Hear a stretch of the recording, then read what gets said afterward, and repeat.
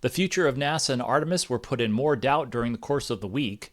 For Artemis, the budget clarified the White House plans and timetable for terminating most of the programs and starting over, but it came only a few days after the latest Starship flight test raised more questions about all the Artemis timetables. Hey everyone, thanks for your time. The budget request, which was just released late on Friday, May 30th, without comment, also looks to remake the agency. The budget cuts NASA science in half, fires 1/3 of the workforce, and cuts communications from NASA to the public.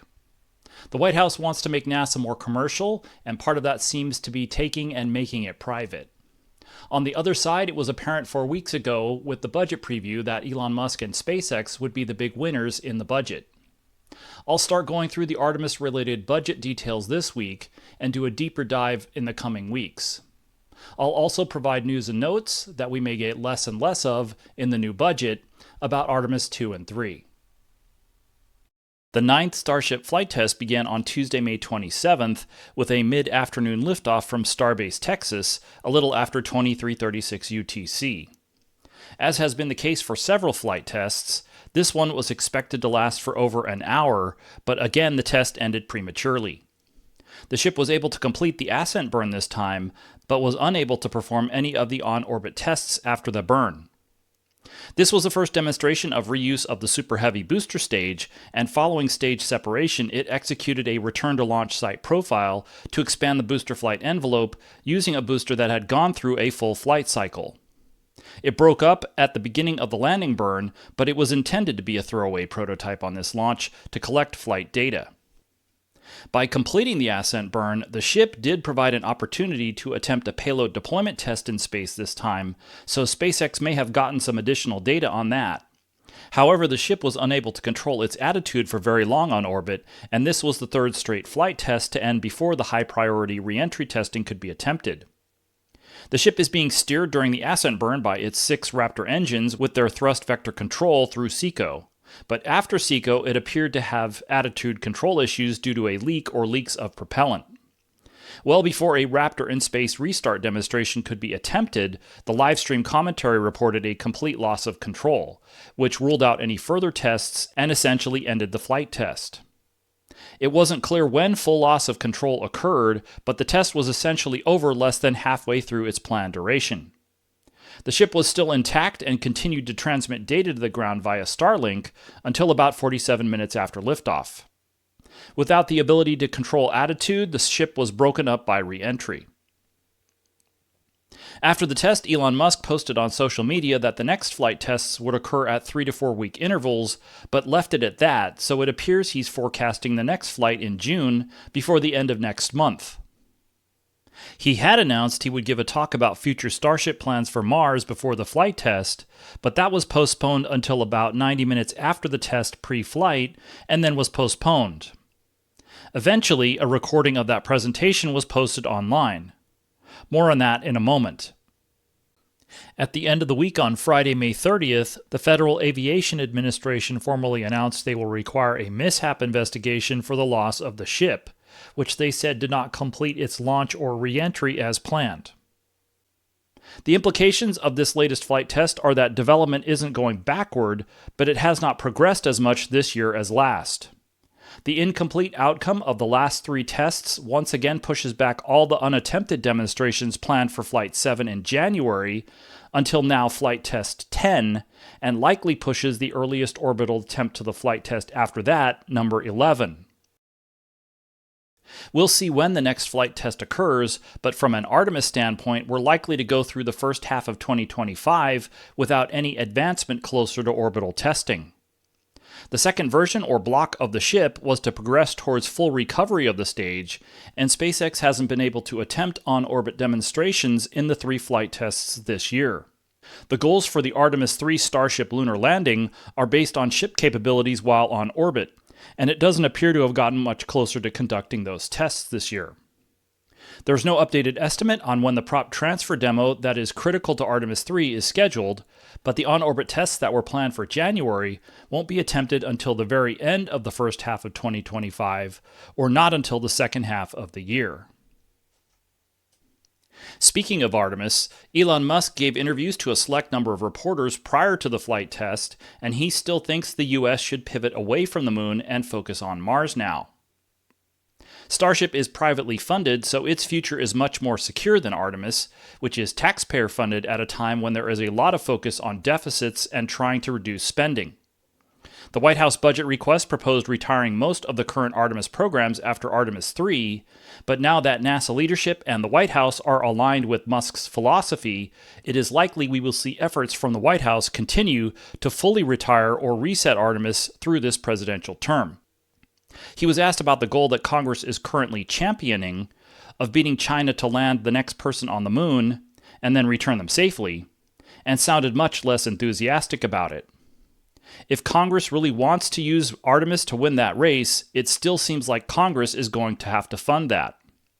Regardless, the SpaceX lunar lander that is based on Starship is the key to winning that race, and that has its own long-term implications. It's not clear if Musk was asked about his 2026 plans for Starship in this round of interviews he gave pre-flight, but he has stated more than once recently that a Starship would be headed to Mars in the next transfer window. That window at the end of 2026 coincides, in general, with when Starship will need to complete an uncrewed lunar landing demo for Artemis III, if that mission is really going to fly by the current middle of 2027 schedule. Big picture, Artemis III doesn't only depend on Starship. We still have to see the Artemis II mission fly, when that is, and whether there are any issues that need to be addressed afterwards. We still have to see when Orion and SLS finish production of the remaining hardware for Artemis III, the spacecraft on the core stage. And we still have to see when Axiom Space has flight units of their lunar surface spacewalk suits ready. But the reason that Starship is getting most of the attention is because that team still seems to have the biggest challenges and most ambitious scope of work remaining to be ready to support Artemis III, from full reusability to the tech demos to the flight rate ramp-up. For an Artemis III launch truly in the middle of 2027, the crewed lunar landing Starship would have to be on its way to the moon only 2 years from now. On Thursday, May 29th, SpaceX released a recording of a presentation that Musk recently gave at Starbase. It's not clear when it was recorded, whether before or after the flight test on Tuesday afternoon, but he did provide a few clues about the timeline for the rest of this year in 2026. He said that a ship catch would be later this year, maybe as soon as 2 to 3 months. He said they were aiming to launch version 3 of the Starship system at the end of this year. And he also said the prop transfer demonstration was hopefully next year, 2026. He gave an uncrewed Starship heading to Mars in the next transfer window at the end of 2026 a 50-50 chance, tied to figuring out propellant transfer. So that's a little refinement in the forward outlook and in the soonest application of propellant transfer. It still leaves all the questions we had as open questions, so we'll have to continue to use the flight tests as reference points for overall development. In both this presentation/talk and in the pre-flight interviews that Musk gave, he said little about SpaceX's Artemis obligations. The focus for Starship is Mars. For now, the U.S. goals for the moon will benefit from progress on current Starship development, since the technology that needs to be demonstrated and refined is needed by SpaceX for Mars first and foremost, but also secondarily for Artemis and the government. The White House and the Office of Management and Budget released their full fiscal year 2026 budget request late on Friday, May 30th. We had seen an outline in the quote-unquote skinny budget that was released 4 weeks earlier on May 2nd, and that had already answered big questions about what their official policy would be. The full budget request details further define what they want to do, while at the same time also bearing hints deep in the document of the delays that are likely to force the administration to make choices I outlined a few weeks ago. The details reinforce overall outlines from the budget preview at the beginning of May. Musk and SpaceX are the big winners in the new budget. Accelerating the migration of NASA from a publicly operated agency to a private investor of commercial services comes largely at the expense of others, most notably NASA Science. As these charts that Casey Dreyer with the Planetary Society posted on social media detail, the budget cuts science in half.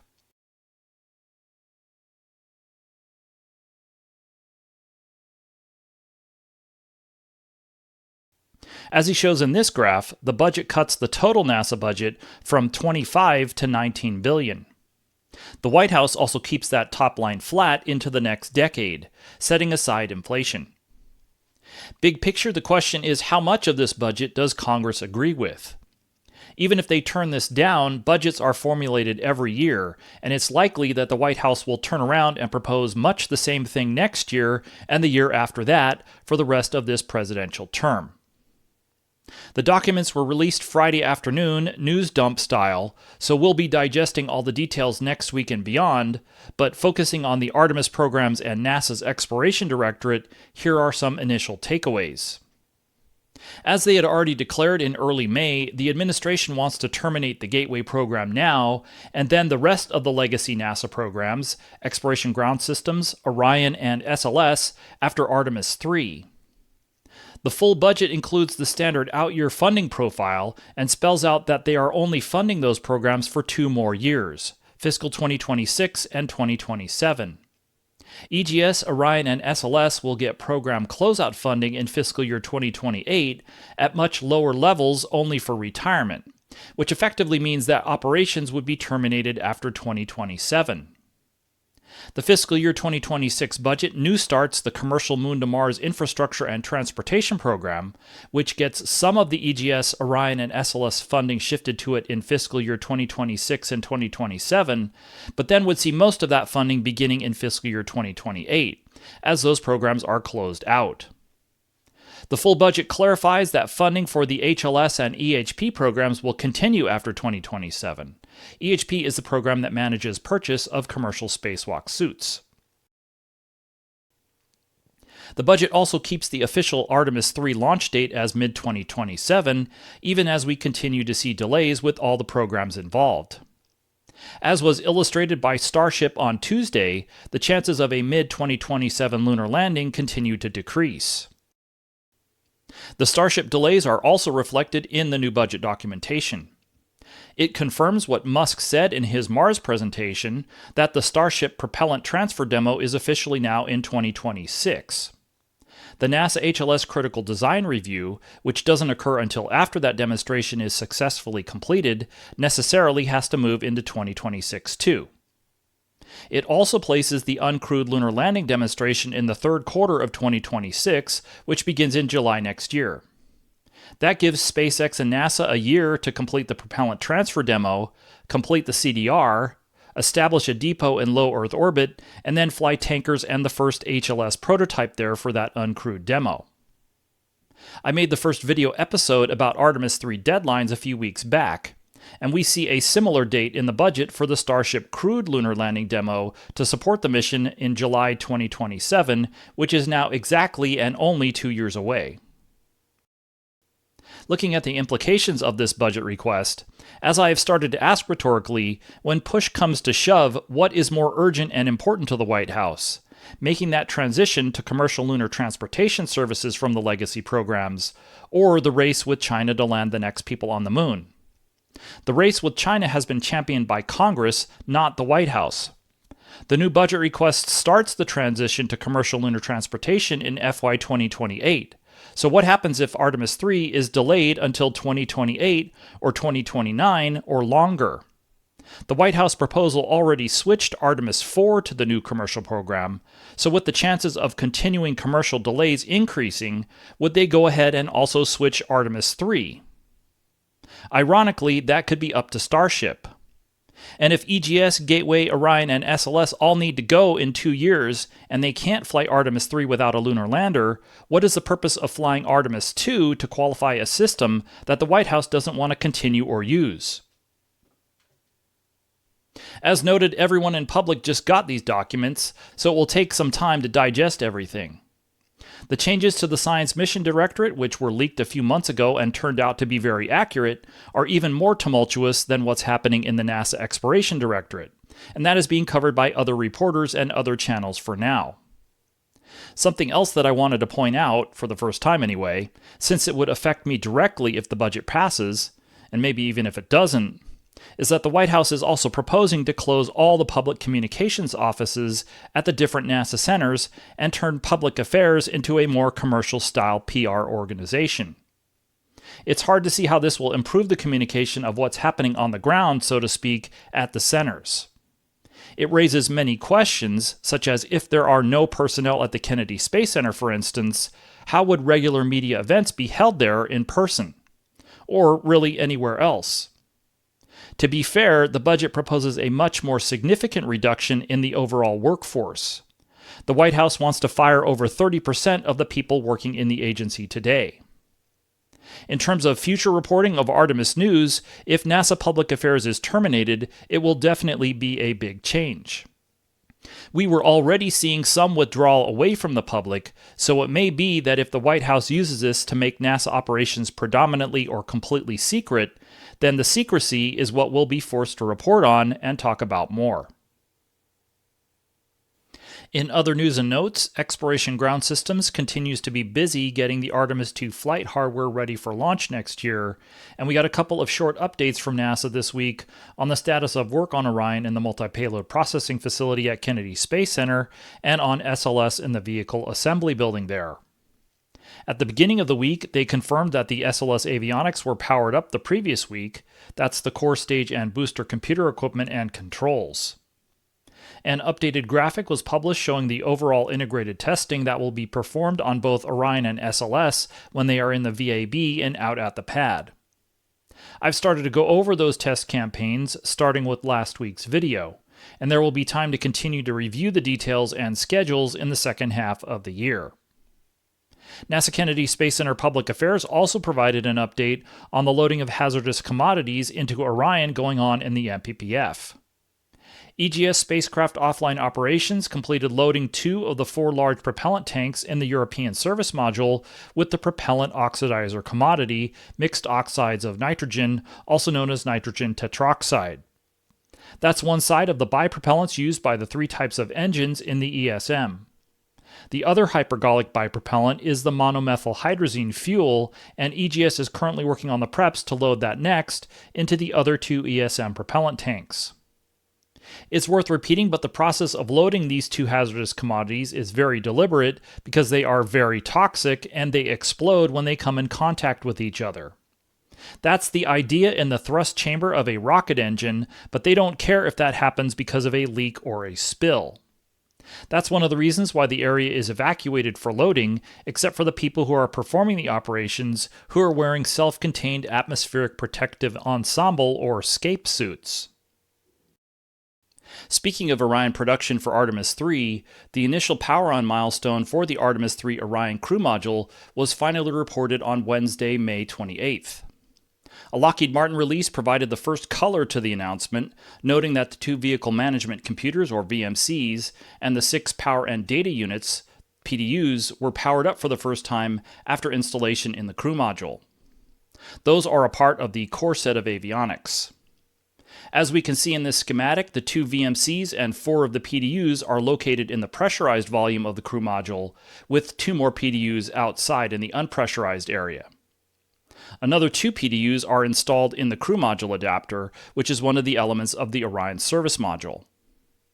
The release also mentions upcoming functional testing, with the flight software on the VMCs working with the other avionics to command and control installed crew module equipment. First, all the avionics will be integrated, then functional testing, then eventually environmental testing. That would include thermal and direct field acoustic tests that will be performed individually on both the crew and service modules before they are eventually mated. There are other milestones to be completed between now and then, including work to build a new heat shield that will eventually be attached to the crew module ahead of the direct field acoustic test.